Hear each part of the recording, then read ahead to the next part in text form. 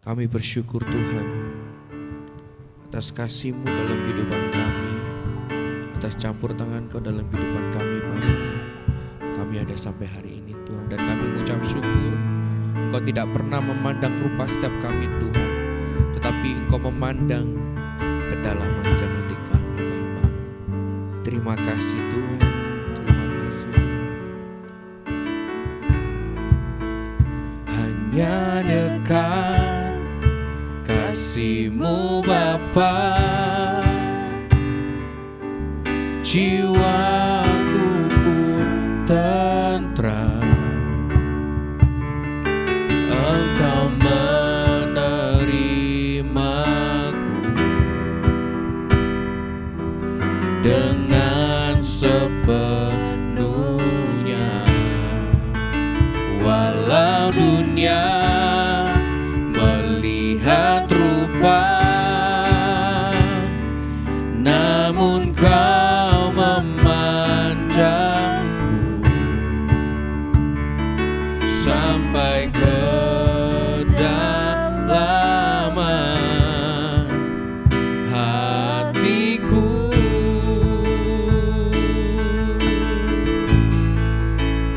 Tuhan, inilah yang ku tahu, Kau mengenal hatiku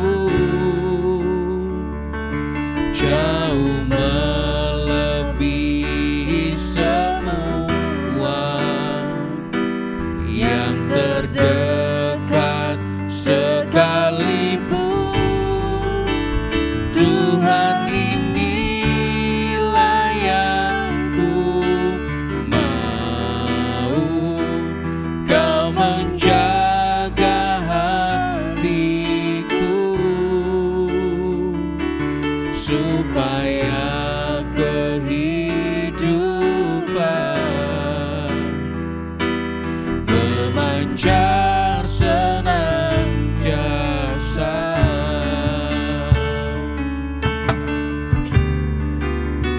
Hanya dekat kasih-Mu Bapa, jiwaku pun tenang. Engkau menerimaku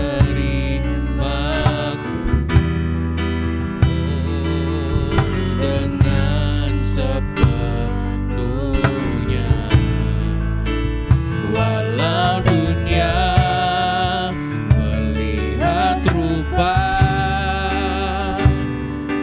namun Kau memandangku sampai kedalaman hatiku. Oh Tuhan, inilah yang ku tahu, Kau mengenal hatiku jauh melebihi semua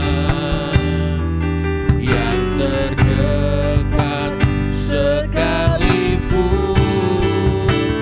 Tuhan, inilah yang ku mau, Kau menjaga hatiku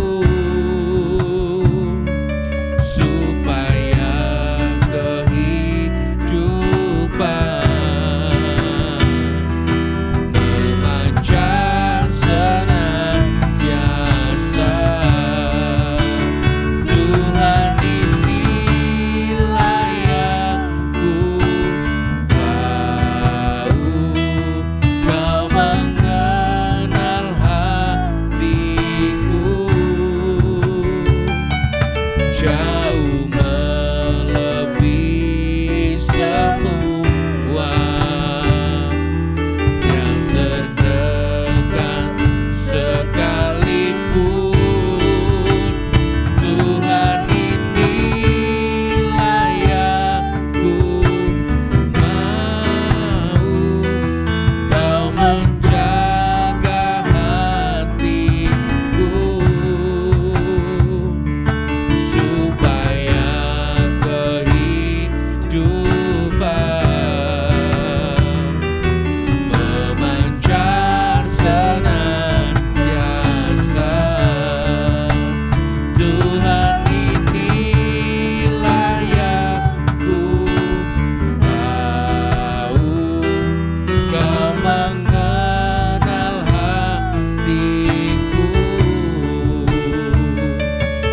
jauh melebihi semua yang terdekat sekalipun.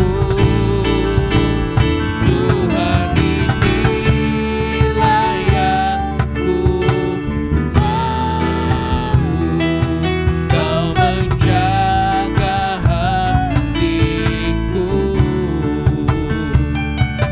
supaya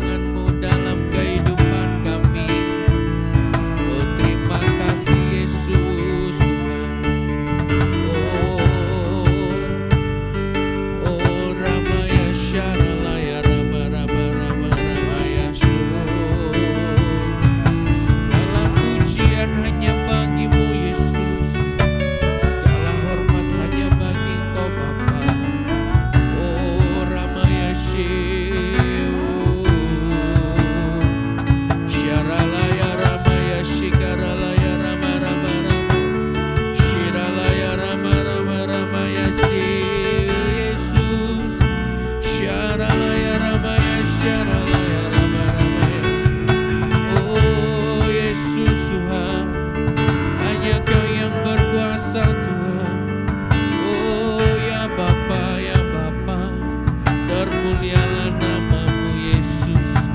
Haleluya, haleluya, haleluya Yesus.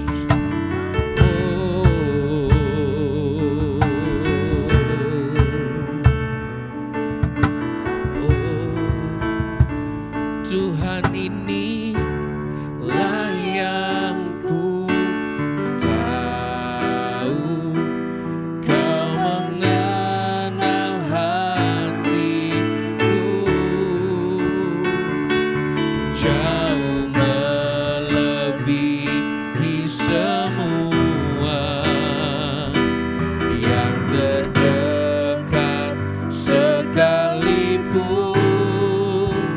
Tuhan inilah yang ku mau, Kau menjaga hatiku supaya kehidupan memancar senantiasa. Tuhan inilah yang ku tahu. Kami undang hambanya untuk maju ke depan.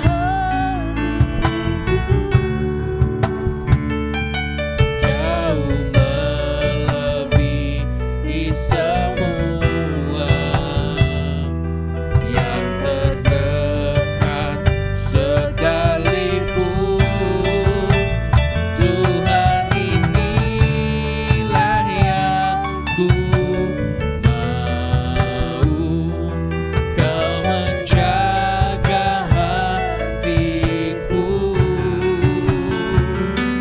supaya kehidupan memancar senantiasa, supaya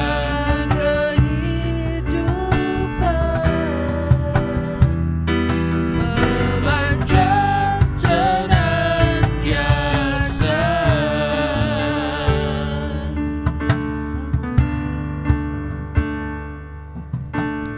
Bapa, biarlah pujian ini jadi pengakuan iman dan kerinduan kami, supaya kehidupan terpancar dari diri kami masing-masing. Dan kami percaya pada waktu kami tiap-tiap kali menyerahkan hidup hanya ke dalam tangan-Mu, kami percaya hidup ini jadi berarti ya Tuhan.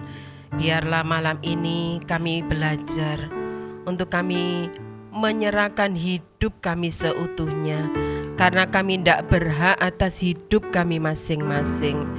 Seluruh hidup kami, dari ujung rambut kami sampai ujung kaki kami, ini adalah milik dan kepunyaan-Mu.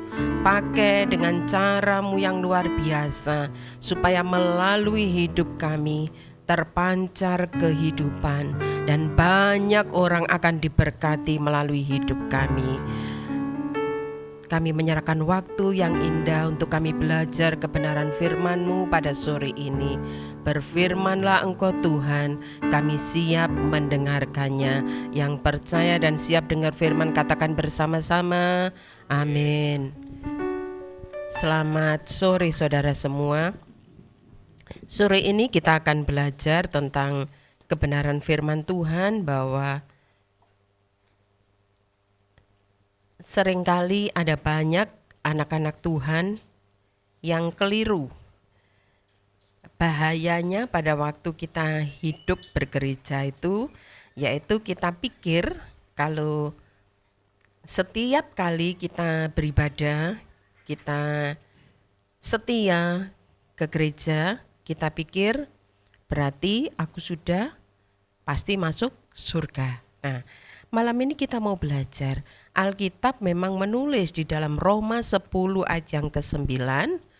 Roma 10 ayat yang ke-9. Sebab jika kamu mengaku dengan mulutmu bahwa Yesus adalah Tuhan dan percaya dalam hatimu bahwa Allah telah membangkitkan Dia dari antara orang mati, maka kamu akan diselamatkan. Ya, saya mengulangi, sebab jika kamu mengaku dengan mulutmu bahwa Yesus adalah Tuhan dan percaya di dalam hatimu bahwa Allah telah membangkitkan Dia dari antara orang mati, maka kamu akan diselamatkan. Ya. Jadi kita mau balik itu, ini tentang kita. Jadi jika kita mengaku dengan mulut kita bahwa Yesus adalah Tuhan dan percaya dalam hati kita bahwa Allah telah membangkitkan Dia dari antara orang mati, maka kita akan diselamatkan. Lalu ada banyak anak-anak Tuhan mulai berpikir seperti ini. Berarti aku pasti selamat. Aku pasti masuk surga.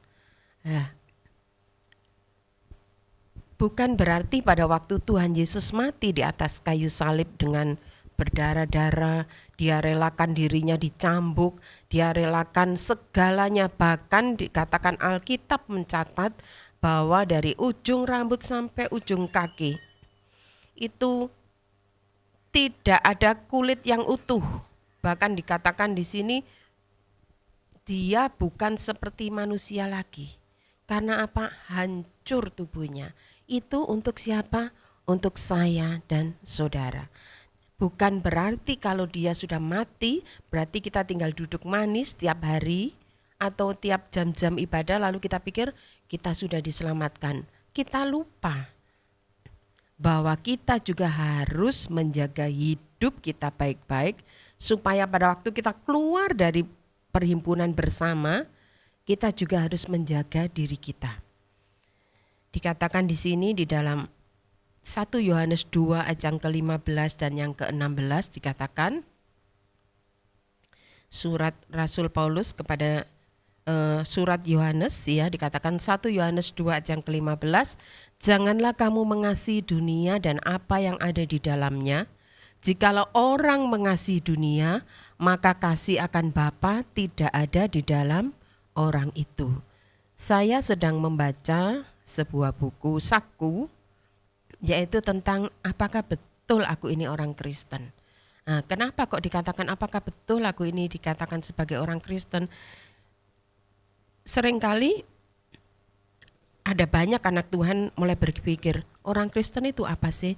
Yaitu dikatakan dia adalah pengikut Kristus.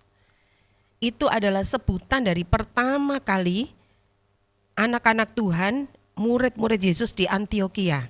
Dikatakan bahwa agama Kristen, murid-murid Kristus, yaitu pengikut Kristus yang dikatakan juga sebagai Mesias, ini adalah orang-orang Kristen. Nah, dalam buku saku yang saya baca dikatakan di situ bahwa seringkali anak Tuhan mulai berpikir bahwa mereka lupa pada waktu mereka beribadah kepada Tuhan, mereka keluar dari pintu gereja, mereka mulai katakan, aku kan sudah ditebus oleh darah Yesus, berarti aku pasti selamat. Kalau aku di luar gereja, aku melakukan hal-hal yang mungkin buat hati Tuhan berduka, enggak apa-apa, karena ini masih manusiawi. Tetapi kita belajar dalam surat Yohanes tadi dikatakan, janganlah kamu mengasihi dunia dan apa yang ada di dalamnya. Jikalau orang mengasihi dunia, maka kasih akan Bapa tidak ada di dalam orang itu. Bukan berarti kalau kita mengasihi dunia kita pikir enggak apa-apa, pokoknya hari Minggu kita ibadah. Berarti kasih akan Bapa masih ada separuh di hidupku. Tidak.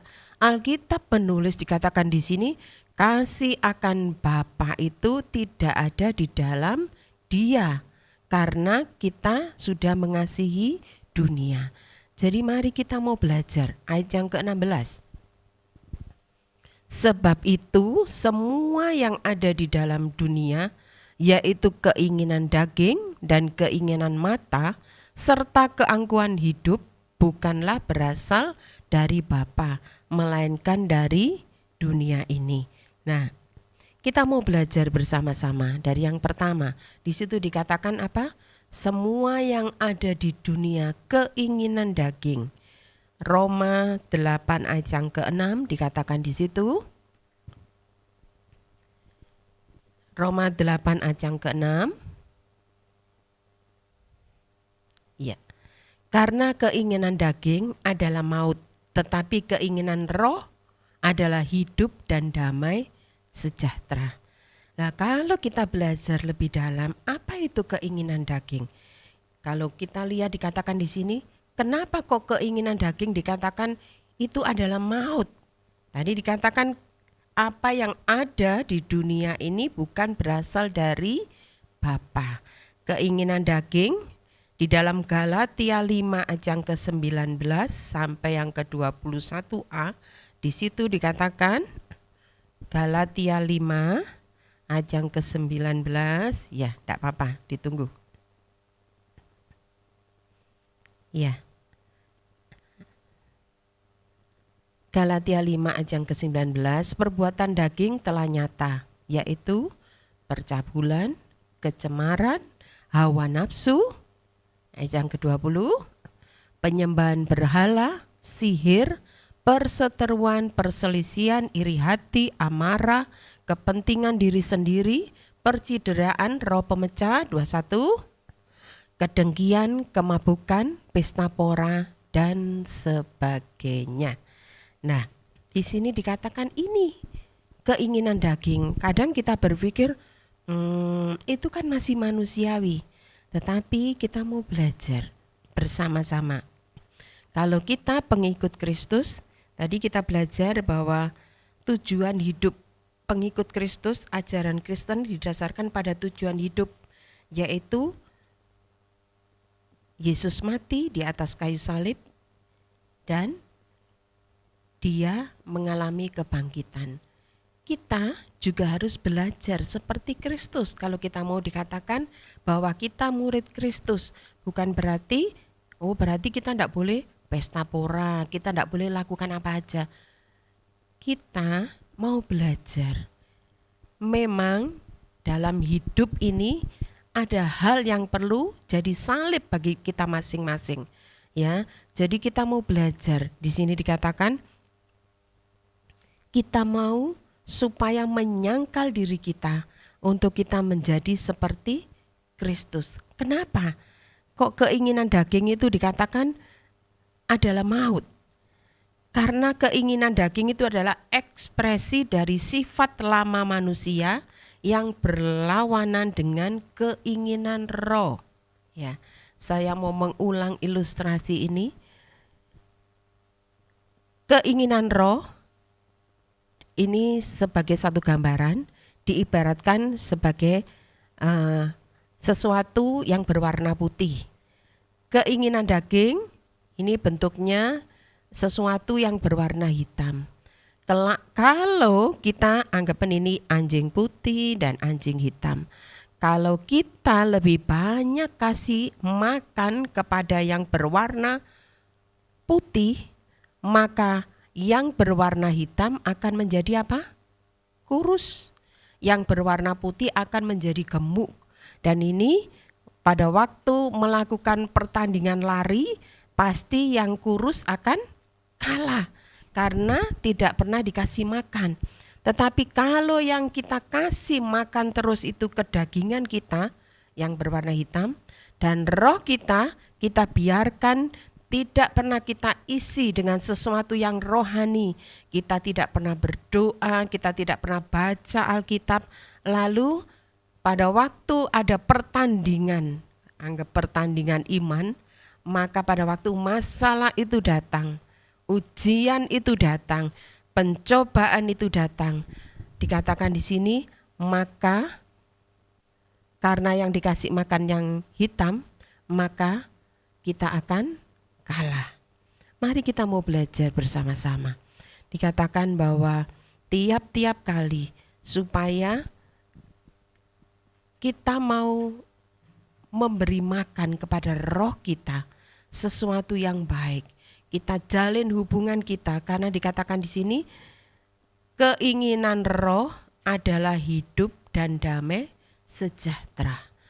Kalau kita melakukan sesuatu yang berhubungan dengan roh yang membangkitkan iman kita, maka apapun yang kita hadapi, entah anak-anak yang masih remaja di sekolah atau pemuda-pemuda yang sedang bekerja atau ibu rumah tangga atau kepala keluarga yang melakukan kegiatan atau pekerjaan apapun, kita sedang menghadapi masalah, maka badai itu boleh datang. Tetapi karena kita sering kali menjalin hubungan bersama dengan Tuhan, maka kekuatan roh itu akan memampukan kita menghadapi semuanya. Mari kita mau belajar bersama-sama. Nah, di sini dikatakan buah Roh Kudus di dalam Galatia 5 ayat yang ke-22 sampai yang ke-23. Ya. Tetapi buah roh ialah kasih, sukacita, damai sejahtera, kesabaran, kemurahan, kebaikan, kesetiaan. 23. Kelemah lembutan, penguasaan diri, tidak ada hukum yang menentang hal-hal itu. Mari kita mau belajar bersama-sama. Supaya apa? Keinginan daging kita taruh itu. Oh, berarti kita tidak boleh makan enak. Boleh makan enak. Tetapi kita mau ingat bahwa secukupnya. Ya, jadi kita mau belajar. Pesta pora berarti kita tidak boleh. Nah, buku saku yang saya baca, ini kisah seorang muda, dia setia beribadah, dia ikut kegiatan apapun juga, tetapi dia hidup dalam dua dunia. Pada waktu dia keluar dari perhimpunan bersama, dia melakukan kegiatannya, dia keluar masuk clubbing, lalu dia minum-minum, dia lakukan hal-hal yang dia pikir nanti kalau aku tidak melakukannya, aku tidak mengikuti zaman. Lalu di sekolah dia juga tidak belajar, dia ngerpek. Nah, mari kita mau belajar dari kisah ini, bagaimana anak muda ini mengalami pertobatan. Pada waktu dia melakukan semuanya, satu titik Tuhan berbicara kepada dia. Dia katakan, pada waktu dia datang kepada Tuhan, dia pikir seperti ini, Tuhan, apa yang aku lakukan itu benar. Karena kalau aku tidak melakukannya, aku dibully, aku disingkirkan, tidak ada teman-teman di sekolah yang mau ajak aku mungkin bergaul. Karena aku tidak mengikuti arus mereka. Tetapi pada waktu dia di rumah, dia mulai katakan, Tuhan, aku mau supaya hidupku menyenangkan hati Tuhan. Seringkali pertentangan ini ada kan di dalam hidup kita masing-masing. Pada waktu kita membuka toko, yang lainnya mungkin kita lihat ada banyak pengajaran-pengajaran, contoh-contoh yang jelek, dan itu biasanya ditulis tidak untuk ditiru. Timbangan tidak 100%. Tidak lurus. Lalu kita pikir masih normal. Tapi mari kita mau belajar. Kalau kita dikatakan kita pengikut Kristus, kita adalah orang-orang Kristen sejati, yaitu kita muridnya Mesias. Siapa Mesias? Yaitu Yesus sendiri. Dia yang diurapi, kita jadi anak-anaknya, kita jadi murid-muridnya, maka kita harus melakukan hal yang membuat Tuhan disenangkan. Tadi yang pertama kita sudah baca, bukan berarti kalau kita sudah mengaku dengan mulut kita, kita percaya dalam hati kita bahwa Dia adalah Tuhan yang membangkitkan banyak orang mati, lalu kita diselamatkan, kita duduk manis di gereja, tiap Rabu kita datang, tiap Minggu kita datang, tetapi pada waktu kita keluar dari pintu, kita lakukan kegiatan kita seperti kita pakai jubah. Kalau di gereja kita seperti malaikat semua, tetapi pada waktu kita keluar dari pintu gereja kita lupa bahwa kita tidak bisa hidup dalam dua dunia yang berbeda. Kita ini adalah warga kerajaan surga. Kita harus hidup seperti Tuhan Yesus. Kita harus contoh teladannya. Jadi dikatakan di sini apapun keadaan kita tetap jadi anak Tuhan tidak mengikuti kedagingan kita. Jangan buat daging ini semakin dia menjadi semakin kuat, tetapi biarlah roh kita itu yang semakin kuat. Pada waktu masalah datang, mungkin godaan datang, bisikan-bisikan datang ada di dalam hidup kita. Kita akan ngomong no, karena kita tahu ada Tuhan sumber kekuatan kita yang memampukan kita.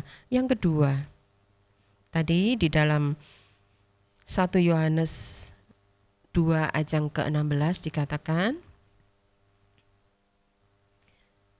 tadi kan keinginan daging ya, sebab semua yang ada di dalam dunia yaitu keinginan daging dan keinginan mata. Nah, sekarang kita belajar keinginan mata. Keinginan mata itu apa?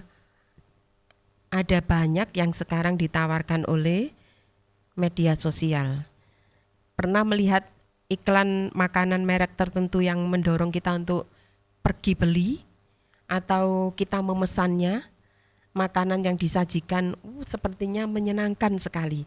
Nah, pada waktu kita beli ternyata yang datang tidak sesuai dengan ekspektasi kita.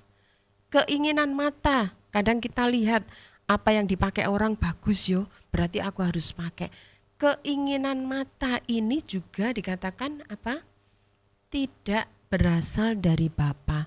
Karena kalau iman kita tidak kuat, apa yang kita lihat itu akan mempengaruhi kita sehingga kita bisa jatuh dalam dosa. Contohnya apa? Alkitab menulis pada waktu Adam dan Hawa. Hawa lihat Tuhan Yesus sudah omong, semua buah dalam taman ini boleh dimakan. 1, pohon kehidupan jangan dimakan. Tapi karena mata ini, lalu dikatakan Hawa ini jadi tertarik. Akhirnya dia mengambil dan memakan buah dari pohon pengetahuan baik dan jahat itu. Lalu jadilah dalam Kejadian 3 ayat yang ke-6, ya. Kejadian 3 ayat yang ke-6 dikatakan, perempuan itu melihat bahwa buah pohon itu baik untuk dimakan dan sedap kelihatannya.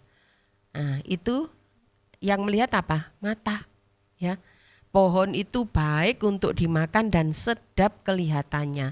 Lagi pula pohon itu menarik hati karena memberi pengertian, lalu dia mengambil dari buahnya dan dimakannya, diberikannya juga kepada suaminya yang bersama-sama dengan dia, dan suaminya pun memakannya. Jadi karena keinginan mata, akhirnya jadilah sebuah peristiwa yang menjadi awal kejatuhan manusia di dalam dosa. Sampai hari ini akhirnya kita harus mengalami yang wanita Alkitab tulis. Tiap-tiap kali pada waktu kita melahirkan kita mengalami sakit bersalin. Itu karena apa? Suami-suami juga setiap hari kali harus berpeluh, harus berkeringat cari nafkah. Sekarang bukan cuma suami, wanita juga berpeluh cari nafkah. Karena apa? Karena keinginan mata dari nenek kita, nenek buyut atau siapa itu, ya, yaitu Hawa. Nah, mari kita mau belajar. Ini contoh dan itu akibatnya ditanggung oleh banyak anak-anak manusia. Sampai sekarang kita harus mengalami kejatuhan yang namanya dosa. Karena apa? Keinginan mata. Contoh yang kedua, pada waktu Raja Daud berjalan-jalan di atas soto, dia santai, ternyata dia lihat ada istri Uria namanya Betseba yang sedang mandi. Keinginan mata lagi. Lalu dia akhirnya jatuh dalam dosa perzinahan. Mari kita mau belajar keinginan mata. Lihat, wow. Kalau kita sudah mulai lihat, mulai ngomong wow, shalom dalam nama Yesus, kita tidak mungkin jatuh ya. Jadi mari kita mau belajar. Jadi keinginan mata ini membuat kita juga bisa jatuh ke dalam banyak hal dosa. Makanya Kalau kita lihat, kenapa kok kuda itu dia dikasih tutup ini, apa namanya? Saya enggak tahu itu. Ya. Jadi seperti ditutup supaya dia enggak bisa tolek kanan, tolek kiri, dia lirik kanan, lirik kiri, lalu penumpangnya bisa jatuh karena dia akan nyelorong gitu. Aduh, ada rumput, banyak rumput. Lalu dia belok dan akhirnya kereta kudanya jatuh. Mari kita mau belajar. Setiap kali kita mau katakan kepada Tuhan, biarlah keinginan mata yang berasal dari dunia ini tidak membuat kita jatuh, tetapi kita mau katakan, Tuhan, ini mataku, kuduskan tiap-tiap kali. Ibu-ibu, wanita-wanita, kalau kita pergi mall, kita seringkali maunya cuma beli satu, ternyata pulangnya dapatnya 10 gitu ya. Karena ini bagus, ini bagus, ini bagus, ini bagus. Nah, saudara, mari kita mau belajar. Keinginan mata, harusnya keuangannya cukup untuk 1 bulan, akhirnya 15 hari belum sampai 1 bulan habis. Karena apa? Akibat keinginan mata. Kita gelap mata akhirnya. Ini bagus, oh ya aku pasti butuh. Sebetulnya kalau diomong butuh, itu bisa ditunda karena sudah ada barangnya. Tetapi karena keinginan mata, kita bisa jatuh. Jadi kita mau belajar. Tadi Alkitab kita sudah belajar dalam contoh-contoh Alkitab. Dari keinginan mata yang sederhana, Ibu Hawa, akhirnya manusia jatuh dalam dosa. Dan yang kedua, Daud, karena keinginan mata akhirnya dia juga jatuh dalam dosa. Mari kita mau belajar bersama-sama. Di sini dikatakan bahwa mata bisa membawa seseorang jatuh dalam dosa. Dikatakan apa yang terlihat indah oleh mata memang terkadang berbeda dengan kenyataannya. Jadi mari kita mau belajar bersama-sama bahwa keinginan mata jangan sampai membuat mata kita jadi salah melihat. Mata kita perlu diawasi dan dijaga dengan membentengi diri lewat firman Tuhan. Kalau tadi contohnya kuda itu dikasih ini supaya tidak tolek kanan tolek kiri. Kalau mata kita apa perlu dipasang seperti itu? Tidak, dikatakan mata kita perlu dijaga dan diawasi dengan kita tiap-tiap kali kita baca firman Tuhan supaya kebenaran Allah itu ada di dalam hidup kita. Satu clue yang sini saya mau bacakan, Allah ingin kita fokus kepadanya, kepada firman-Nya, taat dan terus berproses untuk semakin serupa dengan Kristus. Kita dikasih mata, bukan berarti cuma bisa melihat hal yang sementara, yang fana ini. Tetapi Tuhan mau kita bisa melihat kemuliaan-Nya yang maha dahsyat. Supaya apa? Kita bisa jadi serupa dengan Kristus. Dan itu kerinduan Tuhan. Kalau Tuhan rindu kita jadi seperti Dia, biar malam ini kerinduan itu juga ada di hati kita. Yang ketiga, balik lagi dalam 1 Yohanes 2 ayat yang ke-16. 1 Yohanes 2 ayat yang ke-16. Tadi yang pertama, sebab semua yang ada di dalam dunia, yaitu keinginan daging dan keinginan mata serta keangkuhan hidup, bukanlah berasal dari Bapa, melainkan dari dunia. Yang ketiga, kita belajar tentang keangkuhan hidup. Andrew Murray menulis bahwa keangkuhan hidup yaitu sebuah kehidupan tanpa kasih. Tidak ada kepedulian terhadap kebutuhan orang lain. Tidak bisa merasakan perasaan dan kelemahan orang lain. Lalu perkataan kita, perkataan yang penuh penilaian dan ucapan yang tajam. Kalau ada orang mungkin sedang sedih, kita ngomong, oh akeh dosane itu. Nah, ini salah satu contoh kalau kita ini lagi angkuh hidup kita. Kalau ada orang mungkin sedang sakit, tidak sembuh-sembuh, lalu kita ngomong, wes kena azab ini. Ya, kita seringkali berpikir seperti itu. Dikatakan di sini oleh Andrew Murray, perkataannya penuh penilaian dan ucapannya tajam. Selalu tergesa-gesa dan tidak sabar untuk menunggu apa yang dimanifestasikan dalam bentuk apa? Suka marah, jengkel, lalu pahit, kepahitan, dan yang berakar dalam keangkuhan hidup. Semuanya ditujukan apa? Untuk cari kepentingan diri sendiri. Mari kita mau belajar.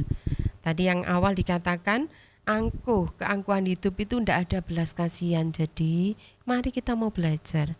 Kalau mungkin kita melihat ada orang yang rasa saknoyo orang itu, tapi jangan ngomong saknoto ya. Kita mau belajar.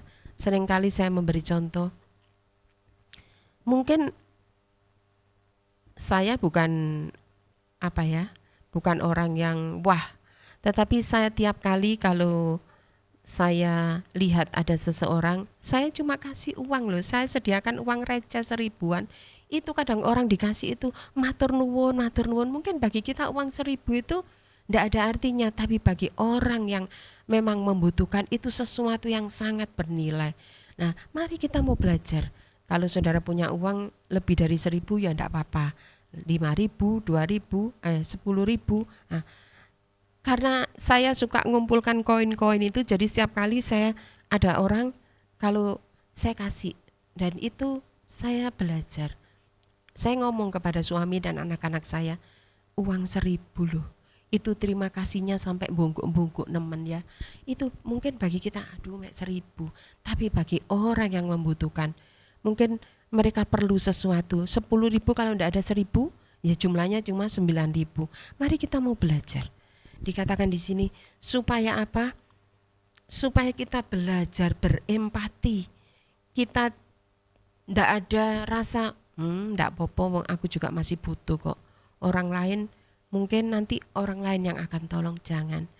Selama Tuhan pertemukan kita dengan orang-orang yang membutuhkan, itu berarti bagian kita untuk memberkati mereka. Mari kita mau belajar. Supaya apa? Supaya kita ini tidak jadi orang Kristen, aku bener wis melakukan apa yang Tuhan mau. Atau aku ini memang cuma sekedar aku absen aja daripada ditelepon, nanti ditanya kenapa kok tidak datang hari Minggu, kenapa lah. Mari kita mau belajar. Kalau toh kita ada di perhimpunan bersama, hati kita juga ada di situ. Lalu keseharian kita juga kita mau praktek kebenaran ini. Jadi mari kita mau belajar bersama-sama bahwa kehidupan kekristenan kita dikatakan Kristen bukan cuma KTP saja, tetapi kekristenan kita karena kita bangga, kita jadi murid-murid Kristus karena kita melakukan apa yang benar seperti yang Tuhan sudah lakukan. Saya mengulangi lagi, kenapa kok dikatakan agama Kristen? Karena kekristenan didasarkan pada tujuan hidup. Untuk apa? Untuk memuliakan Tuhan. Kita mengalami sengsara karena apa? Yesus sudah memberi teladan. Kita harus pikul salib kita. Ndak enak. Punya duit, masa ndak oleh blonjo? Boleh blonjo. Nah, ini pikul salib. Lawang ini duit-duitku dewek, masa aku ndak oleh ngelencer? Boleh ngelencer ya. Tetapi mari kita mau belajar. Dia sudah memberi teladan kepada kita. Dan yang terakhir dikatakan pada waktu Tuhan selesai, dia dicambuk, diapakan, juga diludahi, bahkan ditampar, lambungnya ditusuk dengan tombak sampai dikatakan di sini mengeluarkan darah dan air. Dikatakan akhirnya dia wafat. Keangkuhan kita juga harus mati. Supaya apa? Hidup yang baru, ada kebangkitan Kristus. Kalau orang ketemu dengan kita, sopo iku? Itu loh anak Tuhan yang setia ibadah, yang sekarang omongnya sudah mulai halus, tidak bentak-bentak, tidak meso-meso. Karena apa? Hidup kita sudah diubahkan oleh Tuhan. Keinginan daging kita taruh di bawah kaki kita mulai katakan aku mau Ganti keinginan daging dengan keinginan roh, lebih dekat kepada Tuhan. Keinginan mata kita bukan lihat yang fana ini sementara, tetapi kita mau pandang terus kemuliaan Tuhan di atas kekekalan yang Tuhan sediakan atas kita. Dan keangkuhan hidup kita juga kita injak-injak di bawah kaki kita. Kita mau katakan, aku mau punya rasa belas kasihan, rasa empati kepada banyak orang. Karena Yesus, Dia juga berbelas kasihan. Dia datang di atas muka bumi ini untuk memberi teladan kepada kita. Dia tidak pandang orang, siapapun mereka. Bahkan dikatakan orang yang mungkin orang jijik, lihat pelacur itu ya.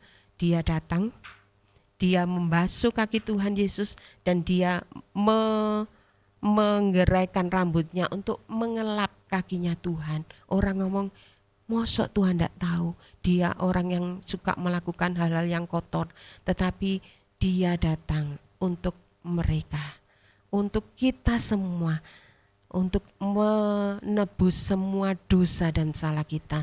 Dan mari malam ini kita juga akan datang kepada Dia.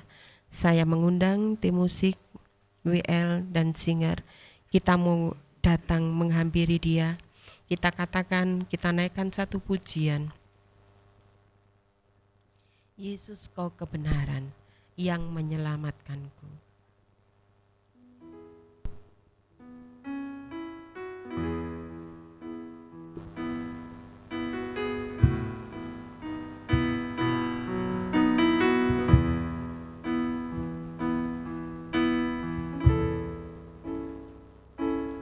Yesus, Kau kebenaran Yang menyelamatkanku. Kau memberikanku hidup dan pengharapan.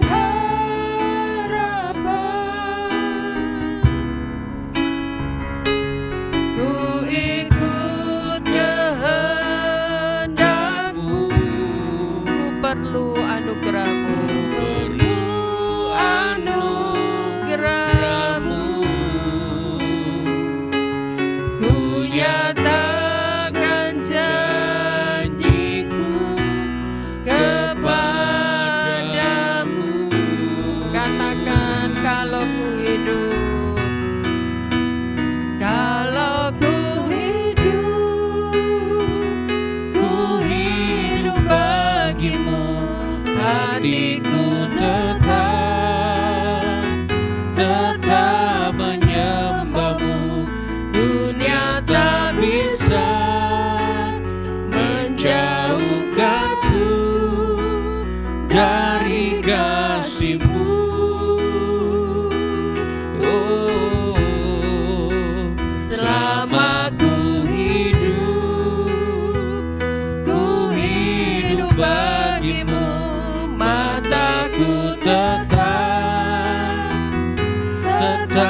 memandangmu. Dunia tak bisa menjauhkanku dari kasih-Mu.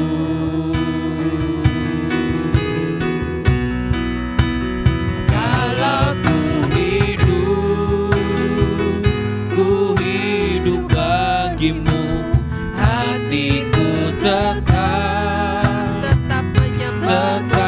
menyembahmu. Dunia tak bisa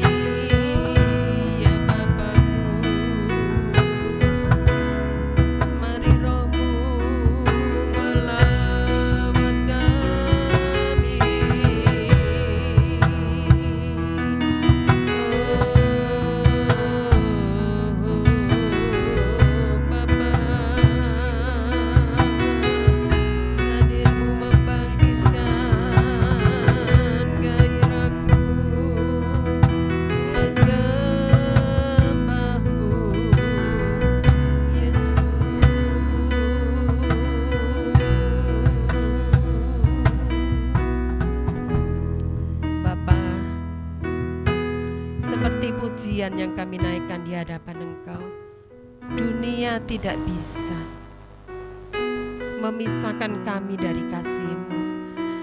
Biarlah kebenaran yang sudah kami pelajari bersama-sama pada malam ini membuat kami semakin mengenal Engkau. Kami tidak akan menjadi malu pada waktu kami ada di antara banyak orang-orang yang belum mengenal Engkau. Bahkan kami mau tunjukkan pribadi kami. Kami adalah pengikut Kristus. Kami adalah orang-orang Kristen yang hidupnya seperti Engkau ya Tuhan. Kami tidak bergantung, kami tidak mengandalkan, bahkan kami Tuhan mau taruh semua keinginan daging kami, keinginan mata kami dan keangkuhan hidup kami untuk kami serahkan kepada Tuhan. Karena Engkau sudah mati 2000 tahun yang lalu dan itu sudah cukup untuk menebus, membeli dengan harga yang lunas hidup kami dari ujung rambut sampai ujung kaki kami. Dan kami bersyukur karena sampai hari ini Tuhan pelihara kami. Kami bersyukur karena Engkau mengangkat kami menjadi anak-anak-Mu. Engkau mengangkat kami jadi murid-murid-Mu, yang sampai hari ini kami dikatakan kami orang Kristen, kami pengikut Kristus, dan kami mau teladani Engkau karena Engkau sudah memberi teladan yang terbaik bagi kami. Kalau toh sampai hari ini kami harus pikul salib untuk mengatasi semua godaan yang ada di sekitar kami, kuatkan dan teguhkan iman kami supaya kami tetap percaya kepada Tuhan. Kalau kami duduk manis, kami beribadah, kami seperti orang yang sungguh-sungguh takut akan Engkau. Biarlah di luar gedung gereja kami jadi orang-orang yang tetap, yaitu murid-murid Kristus yang menyatakan bahwa Engkau hidup di dalam hidup kami, sehingga orang melihat Engkau ada di dalam kehidupan kami. Tuhan, mampukan seluruh umat-Mu, dari anak-anak sekolah minggu, remaja, pemuda, dewasa, lansia, supaya sampai akhir hidup kami mau katakan kami adalah orang Kristen, kami pengikut Kristus, dan kami mau gunakan hidup ini dengan segenap hati, karena kami tahu Engkau sudah membeli lunas hidup kami. Kami bersyukur karena sore ini kami belajar kebenaran firman-Mu. Teguhkan kebenaran firman-Mu supaya ini jadi daging, dan ini juga jadi rema bagi setiap kami. Tiap-tiap kali kami ingat bahwa hidup ini jadi berarti kalau kami persembahkan hanya buat kemuliaan Tuhan. Terima kasih buat hari ini, berkati seluruh umat-Mu dimanapun mereka berada. Yang sakit kami percaya Tuhan sembuhkan, yang sedang berduka Tuhan hiburkan, dan kami percaya yang sedang menghadapi jalan buntu Tuhan beri jalan keluar yang terbaik, karena mereka percaya Engkaulah satu-satunya penolong dalam hidup mereka. Terima kasih Bapakku, terima kasih. Mari buka tangan, kita terima berkat bersama-sama. Tuhan memberkati Engkau dan melindungi Engkau. Tuhan menyinari Engkau dengan wajah-Nya dan memberi Engkau kasih karunia. Tuhan menghadapkan wajah-Nya kepadamu dan memberi Engkau damai sejahtera. Yang percaya katakan bersama-sama, amin. Selamat malam, Tuhan Yesus memberkati.